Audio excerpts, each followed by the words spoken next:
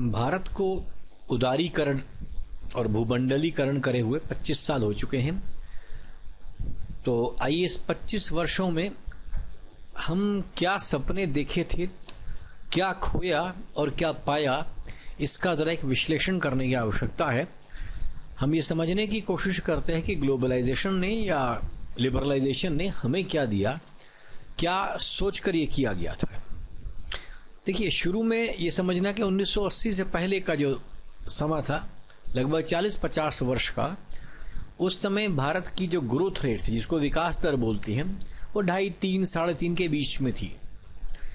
जबकि नीतियां हमने वही अपनाई थी जो विकासशील दूसरे देश कर रहे थे। युगोस्लाविया ने किया, पोलैंड ने किया, चीन ने किया। तो एक बार एक पत्रकार ने भारत के आर्थिक सलाहकार प्रोफेसर राजकृष्ण से प्रश्न पूछ लिया कि साहब, जब हम नीतियां वही अपना रहे हैं जो इन विकासशील देशों ने अपनाई हैं, जिनका विकास की दर 5, 6, 7% तक है, हम क्यों 3%, 2.5-3 पर अटके हुए हैं।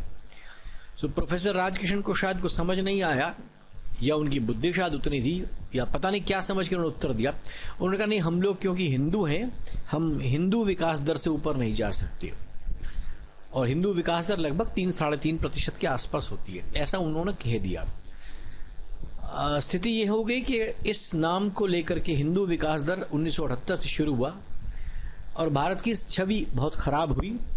स्थिति यहां तक हुई कि वर्ल्ड बैंक के तत्कालीन अध्यक्ष रॉबर्ट मैकनामरा ने 25 से 30 ऐसी कॉन्फ्रेंसेस की, जिनमें ये कहा कि भारत के, देखिए, एक आर्थिक सलाहकार हैं, भारत एक देश है जो 1/6 जनसंख्या पूरे विश्व की है, और इतनी बड़ी जनसंख्या वाले देश के आर्थिक सलाहकार ये कह रहे हैं कि हम 3-3.5% से ऊपर अपनी विकास दर नहीं ला सकते, इसलिए हमें विश्व बैंक में कुछ पैसा चाहिए।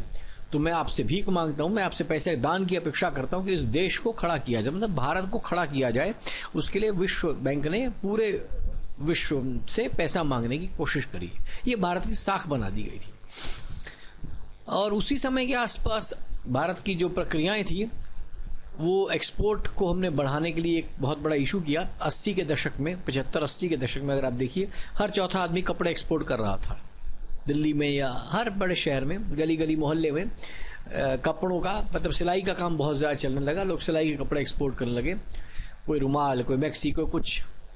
और इम्पोर्ट को कम करने का ये विचारधारा थी कि हम एक्सपोर्ट को अधिक बढ़ावा दें। लेकिन इतना करने के बाद भी हमारी विकास दर उतनी की उतनी रही। हाँ, इस पूरे दौरान हमारा देश की जनसंख्या 1.3 से 1.4% की दर से बढ़ रही थी। इतनी सारी परेशानियां सामने रहीं, भारत पर कर्जा बढ़ने लगा, और एक समय आया कि भारत के पास अधिक पैसा नहीं था विदेशी व्यापार के लिए।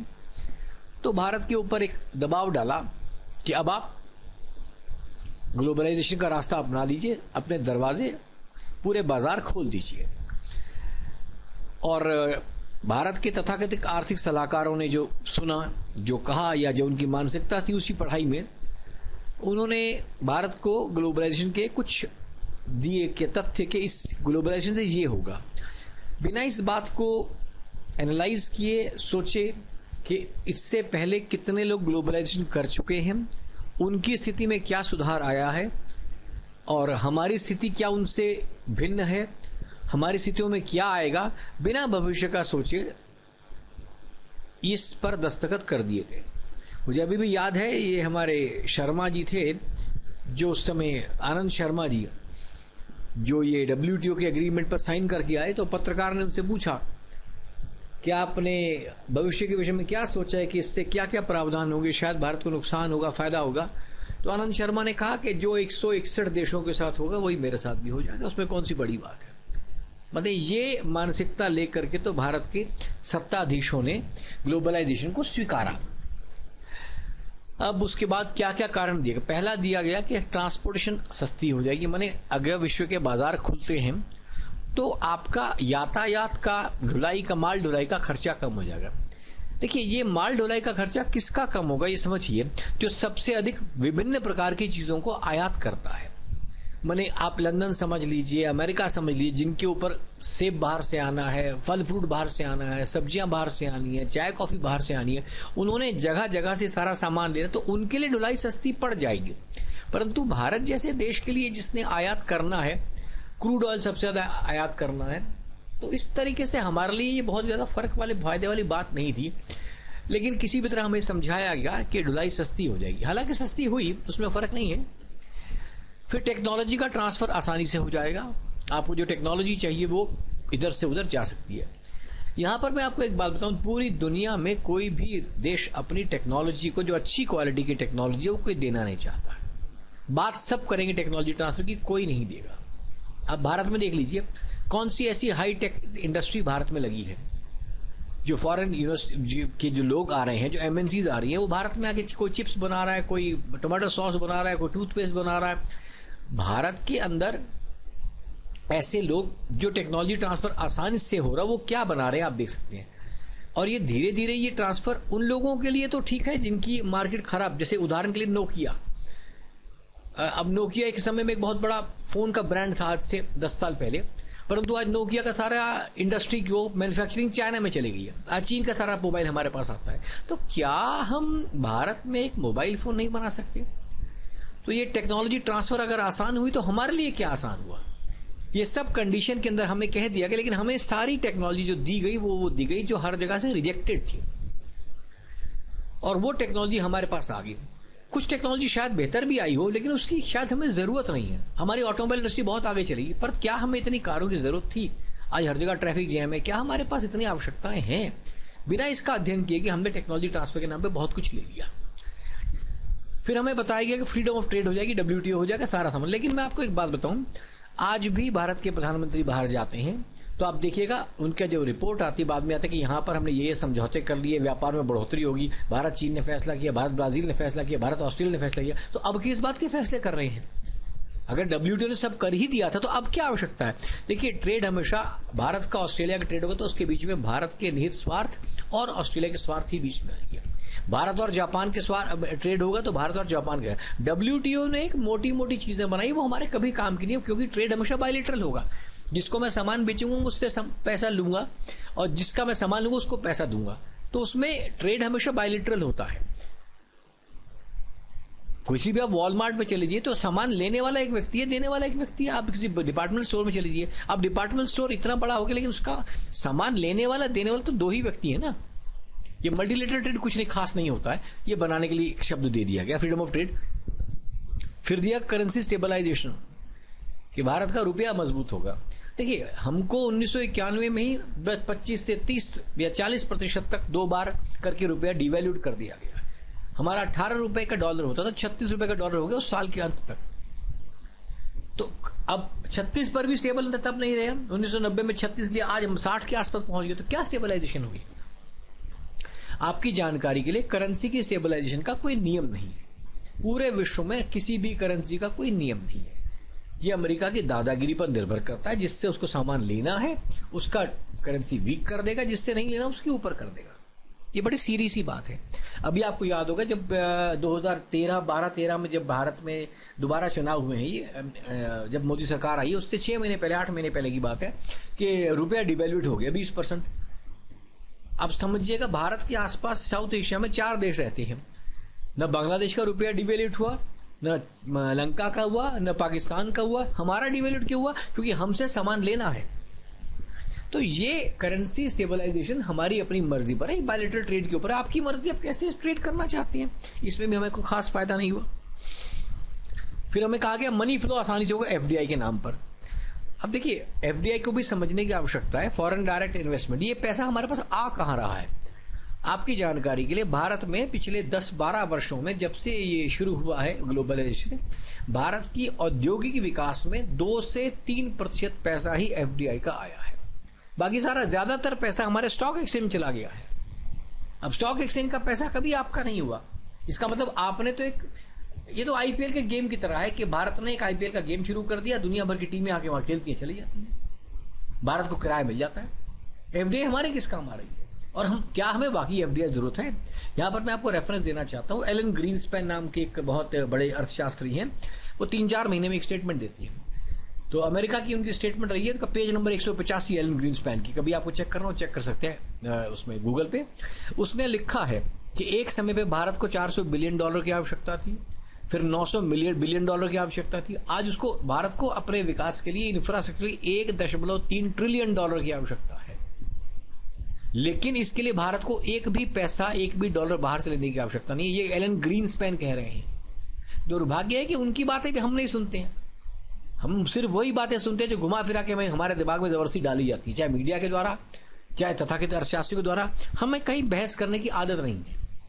तो मनी फ्लो हमारे किसी काम का नहीं है। एफडीआई का सारा पैसा हमारे स्टॉक एक्सचेंज में जाता है। हमारा स्टॉक एक्सचेंज ऊपर नीचे होता रहता है एक दिन के पैसे में। अभी ईयू से ब्रिटेन बाहर हो गया, देखिए हमारा स्टॉक एक्सचेंज गिर गया। आपको क्या लेना देना? अगर हमारा स्टॉक एक्सचेंज वाकई भारत के उद्योग पर निर्भर करता था तो उसको क्या मतलब था ईयू से? लंदन से ईयू जर्मनी बाहर आता है ब्रिटेन या नहीं आता, हमारी सेहत पे क्या फर्क पड़ता है? न हमारी सब्जी महंगी हो रही, न हमारी रोटी महंगी हो रही, न हमारी बिल्डिंग पे जा रहा है, न हमारे पेट्रोल पे जा रहा है। लेकिन उसका प्रभाव क्यों पड़ रहा है? क्योंकि हमारा सारा का सारा व्यापार आज हमने एफडीआई पर डाल दिया है। सारा पैसा हमारा उस तरह आ रहा है। ये भी नुकसानदायक बात है। फिर हमें कहा मोर जॉब अपॉर्चुनिटीज होगी। ये जॉब अपॉर्चुनिटीज कोई बढ़ी नहीं है, स्टैग्नेंट भी नहीं रही है, बल्कि कम हो गई है। सरकार की जॉब अपॉर्चुनिटीज कम हो गई। जो सरकार पर हम बार बार दबाव डालते हैं, सरकार हमारी नौकरियां, सरकार नौकरियां दे ही नहीं रही है। नौकरी तो सरकार कम कर रही है। प्राइवेट में थोड़ी बहुत नौकरियां बढ़ रही हैं, वो भी कारण उसका भी मैं जब इसका एक एक करके हम विश्लेषण करेंगे, मैं आपको तब बताऊंगा कि जॉब अपॉर्चुनिटीज कहीं पर भी नहीं आ रही है। नटशेल में भारत में लोग बेरोजगार हैं। आज अगर आप भारत में लोगों को बेरोजगार नहीं कहना चाहते, आप नहीं कह रहे अनएम्प्लॉयड नहीं कहना चाहते, तो आप अंडर एम्प्लॉयड जरूर कहिए। जो किसी व्यक्ति की काबिलियत है उससे हमेशा उसको कम पैसा मिलता है। भारत के 90% जनता की हालत है और लोग बेरोजगार हैं। जो हमारे पुराने रोजगार के तरीके थे वो खत्म हो गए हैं। भारत 60% खेती पर था, आज सब लोग खेती से बाहर जा रहे हैं। अब कहां से इतना प्रोफेशनल पैदा कर देंगे? कौन पैदा कर देगा? हो ही नहीं सकता। फिर आपने कहा इंडस्ट्री और लग जाएंगी। इंडस्ट्री तो बल्कि बंद होने के कगार पे आ गई, क्योंकि इंडस्ट्री बंद होने के पीछे एक और समझिए कारण ये है, जो बाहर का पैसा लेके भारत में इंडस्ट्री लगाने आएगा उसको बाहर का पैसा मिलता है 1% पर, 1.5% पर पैसा मिलता है अपनी कंट्री में उसको लोन। हमारे यहाँ पर ब्याज की दर है 12-14%। इसका मतलब यहाँ के उद्योगपति को कम से कम 20% के प्रॉफिट पर काम करना है, और जो बाहर से पैसा लेकर आएगा वो 5% पे भी काम करेगा तो उसका धंधा चल निकलेगा। मैं उसके साथ काम कैसे कर सकता हूँ? मैं कम्पीट कैसे कर सकता हूँ 20% और 5% में? 15% तो मेरा सामान पहले ही महंगा होगा। तो इंडस्ट्री लगनी क्या है? हमारी तो बल्कि बंद हो गई है, उनकी इंडस्ट्री और आ गई है। और WTO के करार में उनको एक बात की बड़ी खुली छूट है, जहां चीप लेबर है वहां इंडस्ट्री लगा लीजिए। हमने अपनी इंडस्ट्री को प्रोटेक्ट नहीं किया, हम बचा ही नहीं पाए अपनी इंडस्ट्री को। तो मोर इंडस्ट्री लगने वाली बात भी झूठी निकली है। और इंडस्ट्रियल आउटपुट इंक्रीज होगा। ये इंडस्ट्रियल आउटपुट इंक्रीज तब होगा जब इंडस्ट्रीज बढ़ेंगी। उन्होंने आउटपुट इंक्रीज करने का मतलब ये कर दिया है। इसमें हुआ क्या है, जहां पर 10 व्यक्ति काम करते हैं वहां मशीन लगा के एक व्यक्ति को काम पे कर दिया। देखिए उन देशों के लिए ये पॉलिसी ठीक है जहां पर मैन पावर कम है। हमारे देश में तो अनएम्प्लॉयमेंट ज्यादा, हमें तो सारे काम ऐसे ढूंढने जहां पर मैन पावर एम्प्लॉय हो, इस्तेमाल हो। लेकिन हमारे यहाँ काम उल्टा कर दिया। तो आउटपुट इंडस्ट्री की तो इंक्रीज कर गई है, पर व्यक्ति भी इंक्रीज कर गई है, लेकिन जिनको एम्प्लॉयमेंट मिली वो बहुत कम हो गए हैं। इसके भी विश्लेषण में हम आएंगे। अब ये इंडिकेटर इकोनॉमिस्ट हमारे जिस पर बात करते हैं उसकी बात करते हैं। सब लोग सेंसेक्स के ऊपर बात करते हैं कि सेंसेक्स आज भारत में, अभी सेंसेक्स ऊपर चला गया तो ईयू के चक्कर में सेंसेक्स नीचे चला गया, पूरी दुनिया शोक में डूब गई है, दुनिया खुशी से पागल हो गई है, सेंसेक्स बढ़ गया। जरा इसको समझने का प्रयास करें। सेंसेक्स कभी भी किसी देश की प्रगति का, कम से कम भारत के लिए तो नहीं है। उसके 2-3 कारण है। पहली बात, भारत में जो लोग सेंसेक्स में पैसा लगाते हैं इस मार्केट में वो 3 से 4% के आसपास है। अमेरिका में 56% लोग लगाते हैं। तो अमेरिका में जो उनकी कमाई का फर्क पड़ेगा, यहाँ पर तो 3% लोग ही उस कमाई का फर्क पड़ते हैं, बाकी 97% लोग तो इस पर काम ही नहीं करते। तो सेंसेक्स का फर्क क्या पड़ेगा? दूसरे शब्दों में आप देखिए 90 में सेंसेक्स जो है 5000 का था जब हर्षद मेहता का केस हुआ था, और 2016 में आते थे हमारा सेंसेक्स 25,000 का हो गया। मतलब पिछले 24-25 सालों में आपने, अगर सेंसेक्स सही मायने में देश की प्रगति का द्योतक है, तो आपने सेंसेक्स को कितना बढ़ा दिया? 500 गुना बढ़ा दिया, 500%, 5 गुना बढ़ा दिया 25 साल में। तो प्रतिवर्ष कितना बढ़ गया? गिनती से सीधा 20% आ रहा है। तो हमारे देश की विकास दर 20% सेंसेक्स बता रही है ना। और ये प्रश्न मेरा हर अर्थशास्त्री से या हर फाइनेंस मिनिस्टर से, हर इंडस्ट्री मिनिस्टर से, कि एक तरफ सेंसेक्स हमारा 20% की विकास दर बता रही है, हम क्या कह रहे हैं हमारा 5-6% पे विकास दर चल रहा है। माने कुछ तो गलत है और इस गलत को समझने की आवश्यकता है। हमारी ग्रोथ 7-8%, बहुत ज्यादा जब दिखाई तब है, अभी तो 5-6%, 4%, 5% पर रहती है। तो क्या मतलब है इसका? मैंने हमको जितनी चीजें दिखाई गई, मैंने आपको बताया किन कारणों से ग्लोबलाइजेशन को लाया गया, और इकोनॉमिक्स के लिहाज से हमारी स्थिति में बिल्कुल झोल है कि जो 20% की विकास दर होनी चाहिए वो 7% से नीचे है। इसका मतलब कहीं ना कहीं गलती है। अगले वीडियो में हम लोग इसका और विश्लेषण करते हैं, जिसमें आपको एक एक चीज पर बात की जाएगी। डेटा मैं आपको दूंगा रिजर्व बैंक ऑफ इंडिया का, डेटा मैं आपको दूंगा गवर्नमेंट ऑफ इंडिया का, जिससे आपको पता लगेगा कि वाकई हो क्या रहा है, सरकारी डेटा क्या बोलता है। मेरा डेटा शायद आप गलत भी मान लेंगे, सरकार का डेटा क्या बोलता है, क्या फर्क पड़ गया इंडस्ट्री में, हमारे इनपुट में, हमारे एक्सपोर्ट में, हमारे इंपोर्ट पे, उस पर क्या फर्क पड़ता है, ये हमें समझने की आवश्यकता है।